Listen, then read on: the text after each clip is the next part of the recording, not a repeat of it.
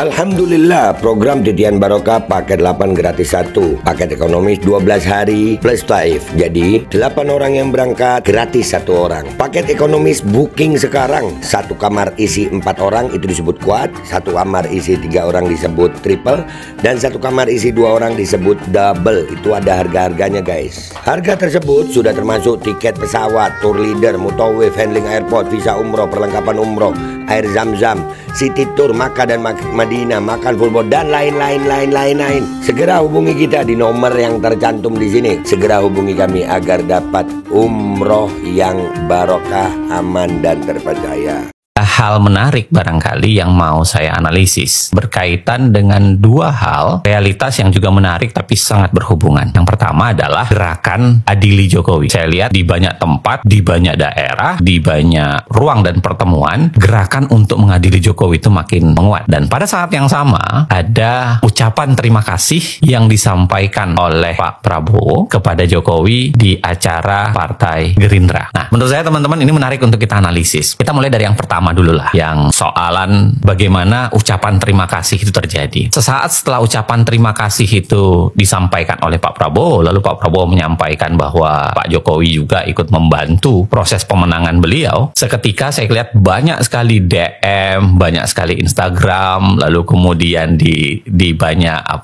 media sosial itu mengatakan artinya dirty vote benar dong. Karena kemudian bahasa yang disampaikan dirty vote adalah Jokowi terlalu banyak cawe-cawe dalam proses pemilu kemarin. Nah, saya kira begini, tanpa Pak Prabowo sampaikan ucapan terima kasihnya, kita semua tahu itu. Kita semua tahu bahwa Pak Jokowi itu turut campur kebanyakan, bahkan sangat banyak. Bahkan dapat dikatakan dalam hal tertentu itu merekayasa sebenarnya. Begitu banyak proses dalam pemilu untuk pemenangan, bisa jadi memang untuk Pak Prabowo penuh, bisa jadi juga untuk kemenangan anaknya yang memang berpasangan dengan Pak Prabowo. Kita bisa lihat kalau di dirty vote itu kan digambarkan mulai dari penempatan anggaran bansos, penempatan orang, penggunaan lembaga, ya kan? Lalu kemudian ketidakseriusan penyelenggara, lalu kemudian ada juga yang berkaitan dengan penempatan orang-orang tertentu, lalu kemudian menggunakan aparatur tertentu untuk membantu pemenangan, dan yang paling besar yang banyak kita bahas juga sebenarnya adalah betapa tidak netralnya Pak Jokowi di dalam proses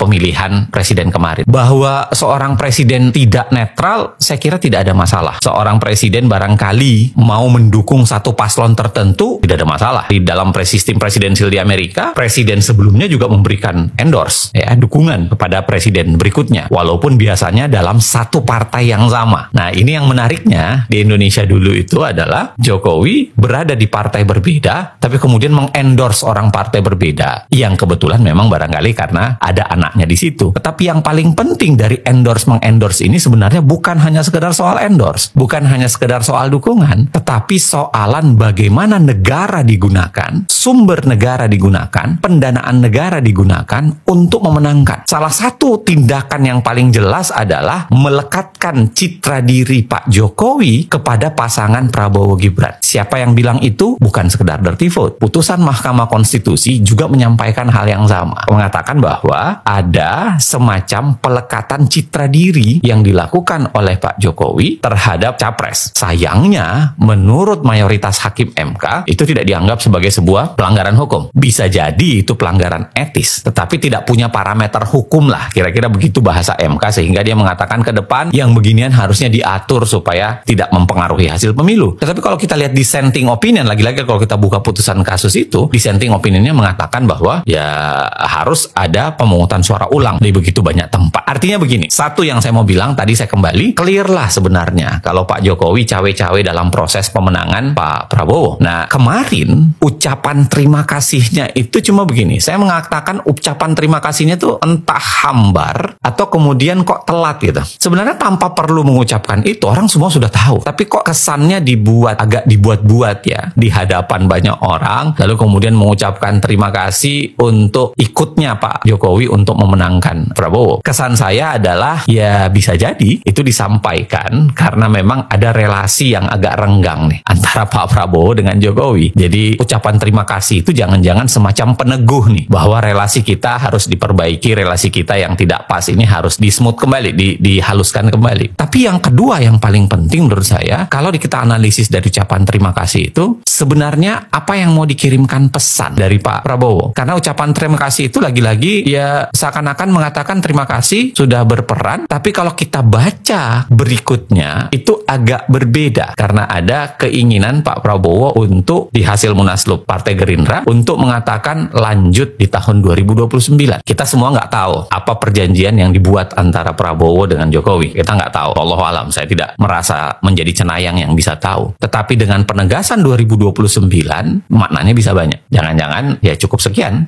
Terima kasih untuk 2024, tapi 2029 kami akan bertarung sendirian. Jadi ada banyak kemungkinan di balik ucapan terima kasih itu sebenarnya. Nah, saya akan nyambungkan ke satu hal lagi, yaitu adili Jokowi. Gerakan adili Jokowi saya kira bukan, saya tidak tahu ya, apakah itu digerakkan, apakah itu purely, tapi kalau kita tarik ke belakang, keinginan untuk mengadili Jokowi itu kan bukan hal yang baru. Mulai dari 2022, sebenarnya 2023, keinginan itu sudah menguat, khususnya dengan mendorongnya ke arah impeachment. Dorong ke arah pemberhentian presiden melalui impeachment, yaitu melalui Majelis Permusyawaratan Rakyat, didahului oleh DPR, lalu ke MPR, lalu kemudian ada Mahkamah Konstitusi di antaranya dalam proses itu. Ya, tapi sayangnya kita semua tahu bahwa proses politiknya tidak berjalan. Saya selalu mengatakan bahwa pada saat itu harusnya diinisiasi proses untuk memakzulkan Pak Jokowi. Kenapa? Karena ada banyak pelanggaran. Saya kira kalau kita lihat dokumen Mahkamah Rakyat yang dibuat oleh teman-teman jaringan aktivis dan lembaga bantuan hukum, itu sebenarnya gambarannya cukup jelas untuk mengatakan ada nawa dosa Pak Presiden Jokowi ya saat itu yang seharusnya menjadi bahan menuju ke arah impeachment, mulai dari penegakan hukum yang direkayasa, mulai dari proses lingkungan hidup yang berantakan, lalu kemudian PSN yang dipaksakan, pelanggaran ruang publik, pelanggaran hak asasi manusia, dan banyak sekali sebenarnya jenis-jenis yang bisa dibawa ke arah mengadili Jokowi dalam proses impeachment. Sayangnya waktu itu nggak bergerak. Bahkan partai ya mencitrakan dirinya sebagai oposisi pada saat itu, khususnya PKS dan PDI, saya kira juga tidak pernah mensubmit apa-apa upaya untuk menuju ke hak menyatakan pendapat yang di ujungnya adalah memberhentikan Pak Jokowi. Nah, sekarang ini menjadi menarik ketika gema bahasa untuk mengatakan adili Jokowi itu kembali naik, khususnya ketika pemilu sudah lewat, presiden sudah dilantik yang baru, maka saya kira ada dua hal yang paling menarik dari apa yang dibincangkan oleh adili Jokowi itu. Yang pertama adalah adili dalam kapasitas apa? Saya kira clear, kita bisa membawanya ke adalah pelanggaran-pelanggaran yang dia lakukan. Persis yang saya bilang di nawa dosa yang dibuat oleh teman-teman itu. Tapi pada saat yang sama, kita harus lihat dengan detail apakah itu bagian dari kebijakan negara yang diputuskan secara penuh, ataukah itu kemudian bagian dari proses yang memang koruptif dari awal. Nah, itu tetap menarik. Saya selalu mengatakan kebijakan tentu saja tidak bisa dipidanakan. Kebijakan murni. Tapi ketika kebijakan itu diambil untuk tujuan tertentu, untuk kepentingan tertentu, dengan mengharapkan keuntungan tertentu, menjanjikan sesuatu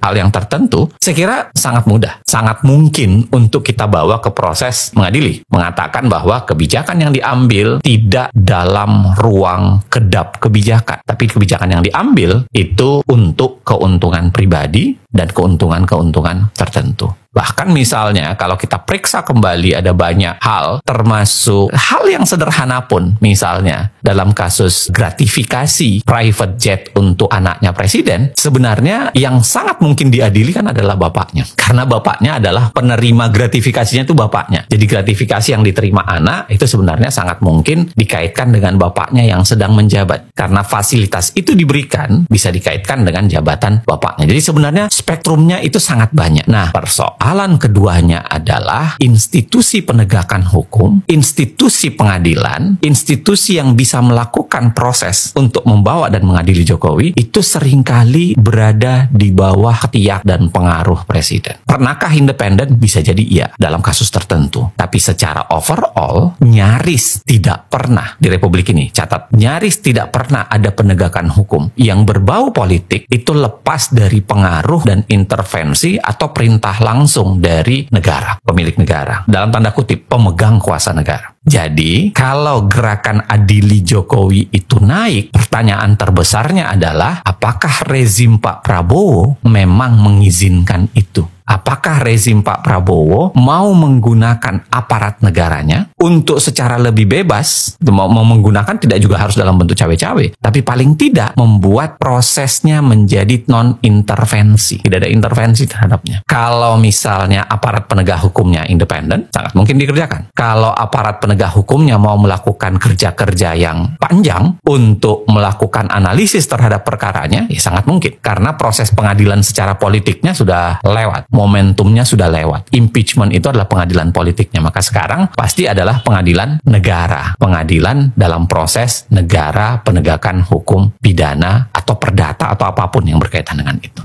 Lagi, pertanyaannya adalah, seriuskah rezim ini? Dalam analisis yang kedua ini, saya kira tidak. Ucapan terima kasih itu menurut saya menjadi simbol bahwa ada utang yang dipegang oleh Pak Prabowo karena bantuan Pak Jokowi. Dan yang kedua, rasa mustahil itu masih ada. Kenapa? Karena wakilnya Pak Prabowo itu adalah anaknya Pak Jokowi. Jadi ya kalau mengukur dua hal itu tadi, mungkinkah dibawa ke dalam sebuah proses penegakan hukum? Mungkin. Tapi mungkinkah tidak diintervensi oleh kekuasaan untuk ditutup dan proses pengadilan terhadap Pak Jokowi itu tidak akan terjadi? Ya jauh lebih mungkin. Makanya saya kira apakah ini mengira-ngira ya, ini menerka-nerka, ini mencoba menganalisis ke depan. Mengadili Jokowi itu sangat bergantung pada relasi antara Prabowo dan Jokowi. Relasi antara Prabowo dan Gibran. Kalau Prabowo dan Gibran putus tengah jalan, mirip seperti yang terjadi di Filipina misalnya, ya dugaan saya bisa jadi pengadilan atau mengadili Jokowi itu akan bukan sekedar menjadi hashtag, tapi kemudian menjadi tindakan nyata. Tapi sebaliknya, kalau hubungan itu tetap mesra, hubungan itu tidak ada masalah, maka saya kira mengadili Jokowi tidak akan pernah terjadi. Paling tidak sampai 2029. Nah, kita tidak pernah tahu nih apa yang akan terjadi. Kita tidak tahu apa yang terjadi besok, tapi dalam bahasa saya, Pak Prabowo tentu sudah mengirimkan sinyal di balik ucapan terima kasih plus ucapan bahwa bersiap untuk 2029. Ya, kalau pakai istilah jangan-jangannya nih, oke, silahkan kita tidak akan mengadili Pak Jokowi sampai 2029. Relasi saya dengan Gibran akan kita tetap jaga sampai 2029. Komitmen sampai 2029. Relasi kita tetap aman sampai 2029. Tapi pasca 2029, ya wallahu alam bisawab. Gak ada yang bisa tahu. Paling tidak relasi itu barangkali bisa dijaminkan bahwa di 2029 Pak Jokowi nggak usah lagi cawe-cawe. Apalagi bongkahan kasusnya itu memang cukup banyak dan sangat mudah untuk dibawa ke proses penegakan hukum. Lagi-lagi ini kira-kira benar atau tidak, wallahu alam. Dua hal yang berkaitan ini menurut saya penting untuk dianalisis ke depan. Ucapan terima kasih dan adili Jokowi. Sederhananya, di balik ucapan terima kasih ini dalam waktu dekat tidak akan ada proses mengadili Jokowi meskipun itu diminta oleh rakyat banyak, meskipun itu diteriakkan oleh orang sekian banyak orang. Bahkan bisa jadi kalaupun aparat penegak hukum memulai menginisiasi itu, sangat mungkin untuk diintervensi dan dihentikan untuk tidak menuju ke arah mengadili Jokowi. Saya kira bukan berarti hentikan untuk membahasakan mengadili Jokowi atau hentikan upaya untuk terus mengawasi pemerintahan. Saya kira itu malah kayak tagihan untuk semakin menguatkan, semakin meninggikan, semakin menyuarakan upaya-upaya untuk meneriakkan kritis terhadap pemerintahan plus upaya untuk mengoreksi kebijakan pemerintahan yang sebelumnya. Panjang umur perjuangan. Assalamualaikum warahmatullahi wabarakatuh.